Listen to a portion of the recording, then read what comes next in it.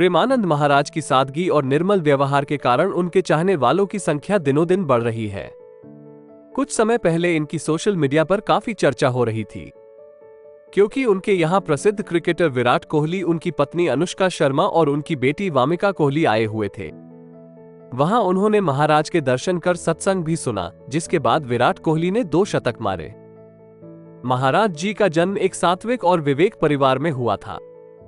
उनकी पैदाइशी एक गरीब ब्राह्मण परिवार में कानपुर में हुआ। उनका बचपन का नाम अनिरुद्ध कुमार पांडे रखा गया। उनकी माता का नाम श्रीमती रामा देवी और पिता का नाम श्री शंभू पांडेय था।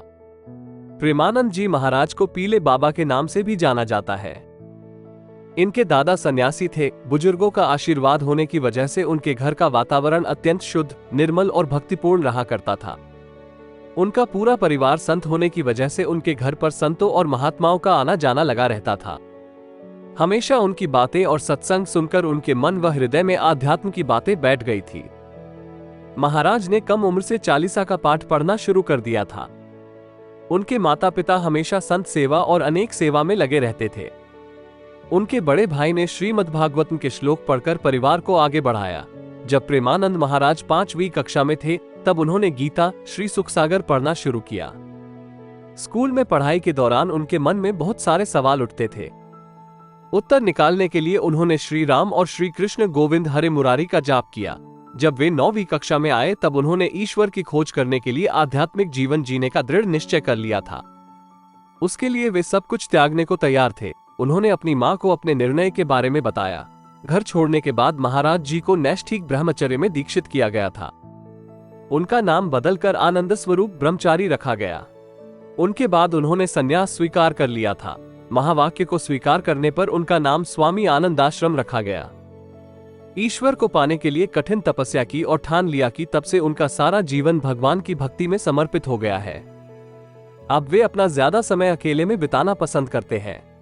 भोजन पाने के लिए भिक्षा मांगते और कई दिनों तक उपवास करते थे। हमेशा भगवान की लीला में मग्न रहते थे। प्रेमानंद जी ने शारीरिक चेतना से ऊपर उठकर मोह माया को छोड़कर पूर्ण त्याग का जीवन व्यतीत किया। उसके बाद उन्होंने आकाशवृत्ति को स्वीकार किया, यानी बिना किसी व्यक्तिगत प्रयास के केवल वही स्वीकार करना जो भगवान का दिया गया हो और किसी चीज की उम्मीद नहीं करना। सन्यासी के रूप में उनका अधिकांश समय गंगा नदी के किनारे बीतता था, क्योंकि महाराज ने कभी भी आश्रम के पदानुक्रमित जीवन को स्वीकार नहीं किया। उन्होंने सब कुछ त्याग दिया था। ज्यादा समय गंगा नदी के साथ बिताने से उन्होंने गंगा नदी को अपनी दूसरी मां के रूप में स्वीकार कर लिया। वे खाना, मौसम और कपड़े की परवाह किए बिना ही वाराणसी और हरिद्वार नदी के घाटों पर घूमते रहे। उनकी दिनचर्या कभी नहीं बदलती थी। फिर चाहे कितनी भी ठंड क्यों न हो, वे हमेशा गंगा नदी में 3 बार स्नान जरूर करते थे। उपवास लेने के लिए उन्होंने कई दिनों तक भोजन को त्याग दिया था। ठंडा मौसम होने की वजह से उनका शरीर कांपने लग गया था, क्योंकि वे भगवान के ध्यान में लगे हुए थे। इसलिए उनको कुछ एहसास नहीं हुआ। संन्यास और आस्था के कुछ वर्षों बाद उन्हें भगवान शिव का आशीर्वाद मिल गया। महाराज जी के दया और ज्ञान पर प्रभु शिव का पूरा आशीर्वाद था। एक दिन वे बनारस में एक पेड़ के नीचे ध्यान कर रहे थे। तभी श्री श्यामाश्याम की कृपा से वे वृंदावन की महिमा के प्रति आकर्षित हुए। बाद में उन्होंने एक रास लीला में भाग लिया। उनकी दिनचर्या सुबह के समय श्री चैतन्य महाप्रभु की लीला और रात में श्री श्यामाश्याम की रास लीला देखना था। 1 महीने के अंदर ही वे लीला में इतने मग्न और आकर्षित हो गए कि वो उनके बिना अपने जीवन जीने की कल्पना भी नहीं कर पा रहे थे। इस 1 महीने ने उनका जीवन पूरी तरह बदल दिया था।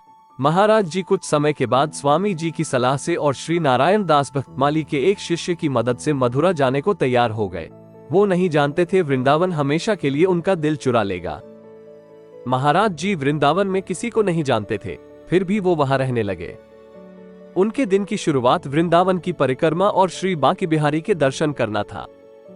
महाराज जी पूरा दिन राधा वल्लभ जी को देखते रहते थे। महाराज जी की उम्र अभी लगभग 60 साल है।